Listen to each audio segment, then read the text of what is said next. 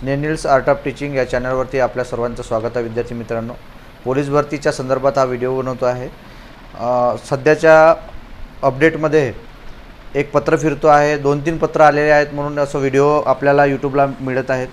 हे कालच एक मी व्हिडिओ बनवलेला आहे, म्हणजे 2 दिवसापूर्वी व्हिडिओ बनवलेला आहे। विद्यार्थी मित्रांनो, अफवांना बळी पडू नका आणि या ज्या गोष्टी आहेत ह्या शासन जेव्हापर्यंत परिपत्रक काढत नाही, हे जे परिपत्रक आहे ते परिपत्रक कशाच्या संदर्भात आहे, SCBCचा मुद्दा, वयवाढीच्या संदर्भातील मुद्दा, हायकोर्टाचा मुद्दा, ही सर्व मुद्दे पेंडिंग आहेत विद्यार्थी मित्रांनो। त्यामुळे आपण पुन्हा विचार करू शकता। या संदर्भात जी खरी माहिती आहे मी तुम्हाला खरी माहिती देतो आहे। या संदर्भात हा व्हिडिओ बनवलेला आहे आणि हा व्हिडिओ आपण पहिल्यांदा बघत असाल तर माझ्या या चॅनलला सबस्क्राइब करा, जेणेकरून येणारे जे व्हिडिओज आहेत हे व्हिडिओ आपल्याला खरी माहिती आपल्याला मिळत जाईल। आणि विद्यार्थी मित्रांनो, हा जो व्हिडिओ आहे हा व्हिडिओ यासाठी बनवतो आहे की जे परिपत्रक आता आलेले आहे त्या परिपत्रकामध्ये असं लिहिलेलं आहे की 10 जूनपासून ग्राउंड होणार आहे, कॅमेरे तयार ठेवा, ग्राउंड अवेलेबल करून द्या, या 10 तारखेपासून ग्राउंड होणार आहे। अशा संदर्भातील नाशिक असो, जालना असो, लातूर असो किंवा मग सोलापूर असो, यात पुन्हा अशी बातमी आपल्याला सांगण्यात येत आहे की ज्या डिपार्टमेंटला, म्हणजे जे पोलीस भरतीच्या मुख्यालयामध्ये किंवा ज्या जिल्ह्यामध्ये कमी अर्ज आलेले आहेत ते कमी अर्ज आलेल्या ठिकाणी लवकर आपली भरती होईल।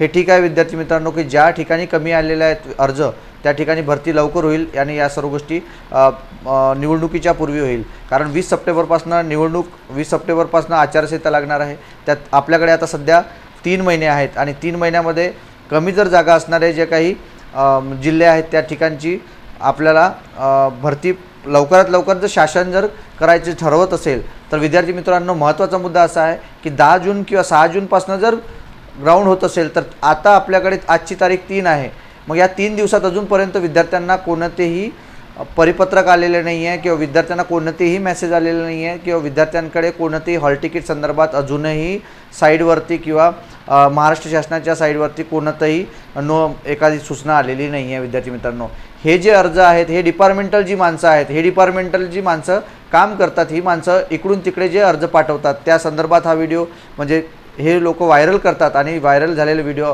व्हायरल झालेले जे काही पत्रक आहे आपल्यापर्यंत पोहोचतं आहे। परंतु जेव्हापर्यंत तुम्हाला विद्यार्थ्यांना, जे काही विद्यार्थी आहेत त्या विद्यार्थ्यांना जेव्हापर्यंत तुम्हाला मेसेज येत नाहीत किंवा परिपत्रक येत नाही किंवा तुम्हाला साईटवरती या सूचना येत नाही, तेव्हापर्यंत तुम्ही अजूनपर्यंत ग्राह्य पकडू शकत नाही की 10 पासून होणार आहे की 6 पासून होणार आहे।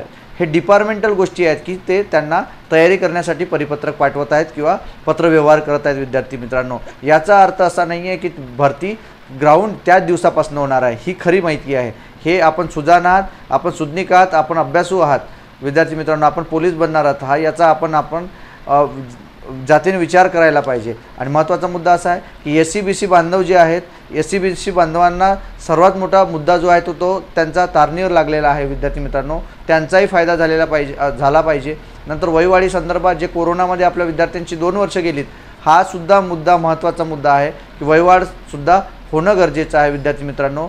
आणि वयवाढी संदर्भातील जे काही पत्रव्यवहार हायकोर्टाने केलेले आहेत ते अजूनपर्यंत शासनाने हो किंवा नाही, म्हणजे वयवाढ करणार आहात किंवा नाही, हे हिवाळी अधिवेशनामध्ये आपले जे उपमुख्यमंत्री आहेत देवेंद्रजी फडणवीस यांनी स्वतः बोललेले होते की आम्ही या संदर्भात जो व्हिडिओ, आम्ही या संदर्भात जे काही काम करणार आहोत, या संदर्भात जे काही वयवाढी संदर्भात जे बोलणार आहोत ते हो किंवा नाही हे अजूनही हायकोर्टाला सांगितलेलं नाही आहे। म्हणजे महत्त्वाचा मुद्दा विद्यार्थी मित्रांनो, SCBC वयवाढी संदर्भातील मुद्दा आणि विद्यार्थ्यांना वयवाढी संदर्भातील वाढ मिळवून देणं, हा एक मुद्दा। ह्या सर्व गोष्टी विचारात जर घेतला आणि यांचा निकाल जेव्हापर्यंत लागत नाही तेव्हापर्यंत भरती होणं शक्य नाही। विद्यार्थी मित्रांनो, हा सुद्धा विचार डोक्यात घेणं महत्त्वाचं आहे। म्हणून हा मी व्हिडिओ बनवलेला आहे। जे व्हिडिओ आपण बघत असाल तो व्हिडिओ आणि हा व्हिडिओ कंपेअर करा विद्यार्थी मित्रांनो। जे आपल्याला योग्य माहिती वाटत असेल आणि बाकी ज्या गोष्टी योग्य वाटत असेल तर आपल्याला हा व्हिडिओ माझा कसा वाटला हे कमेंट बॉक्समध्ये कळवा। आणि माझ्या या चॅनलला आपण प्रथमतः जर बघत असाल तर माझ्या या चॅनलला सबस्क्राईब करा। धन्यवाद मित्रांनो।